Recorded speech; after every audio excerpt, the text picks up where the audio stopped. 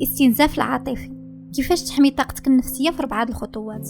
أولا، عارف شكون كيستنزفك وتجنبه، بحال الأشخاص المتشائمين اللي كيحولوا أي حاجة إيجابية لسلبية، الدراميين اللي كيصنعوا المشاكل من والو، الاعتماديين اللي كيبغيو يحملوك مشاكلهم بحال انت المسؤول عليها، وحتى المواقف، الالتزامات الزايدة والمناقشات اللي ما عندها حتى شي فائدة.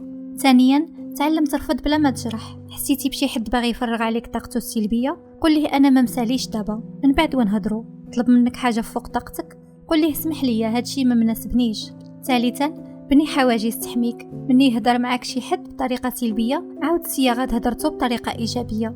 حدد الوقت، 10 دقائق كافية باش تسمع فيها المشكل الطرف الآخر. خلي لراسك مساحة آمنة. حدد أماكن وأوقات ما تسمح فيها حتى لشي حد يسبب لك توتر. رابعا، حاول دير أنشطة كتجدد لك الطاقة، مثلا 20 دقيقة في اليوم من التأمل أو المشي أو ممارسة هواية معينة. وأخيرا، تذكر أن طاقتك النفسية هي رأس مالك. بالتدريب المستمر على هذه الخطوات غادي تقدر تتحكم في مصادر التوتر، تحافظ على السلام ديالك الداخلي وتبني علاقات أكثر إيجابية.